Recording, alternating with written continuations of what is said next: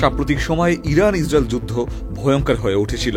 বিভিন্নভাবে ইরান এগিয়ে থাকলেও এই যুদ্ধে ইসরায়েল ইরানের আকাশকে খুব সহজেই দখল করে রেখেছিল। বিশেষজ্ঞরা ধারণা করছেন এটি সম্ভব হয়েছে একজন ব্যক্তির অনুপস্থিতিতে। তিনি হচ্ছেন সিরিয়ার সাবেক প্রেসিডেন্ট বাশার আল আসাদ। 2011 সাল থেকে সিরিয়ায় গৃহযুদ্ধ চলছে। পশ্চিমা শক্তি ও বিদ্রোহীরা যখন আসাদকে সরিয়ে দিতে চেয়েছিল, তখন ইরানই তাকে রক্ষা করতে এগিয়ে আসে।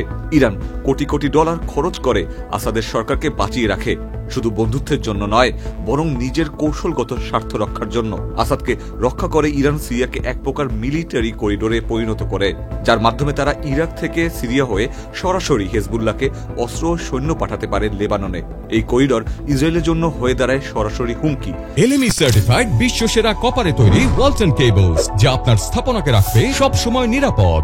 তবে এখন পরিস্থিতি অনেকটাই ঘুরে গিয়েছে। বিদ্রোহীরা বাশার আল আসাদকে তাড়িয়ে দিয়েছে সিরিয়া থেকে।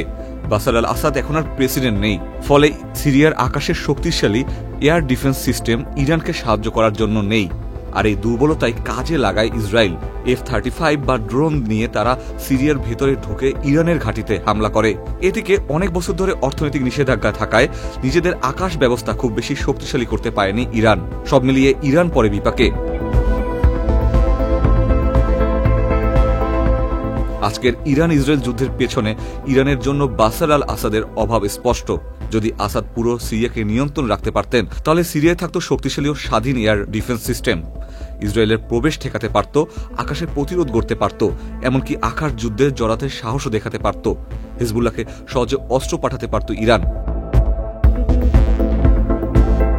যখন শক্তিশালী রাষ্ট্রগুলো নিজের আকাশ বা সীমানা রক্ষা করতে পারে, তখন তারা যুদ্ধের চেয়ে কূটনীতিকে বেশি গুরুত্ব দেয়। আসাদের শক্ত অবস্থানে ইরান ইসরায়েল উভয়েরই হয়তো কূটনীতিক বার্তা বিনিময়ের সুযোগ পেত। তাই সব মিলিয়ে এটুকু ধারণা করা যায়, যদি বাশার আল আসাদ থাকত, তাহলে সাম্প্রতিক সময় শেষ হওয়া সংঘাতে ইরান আরো বেশি এগিয়ে থাকত নিঃসন্দেহে। Ikhtiyar Ferdous, channel I.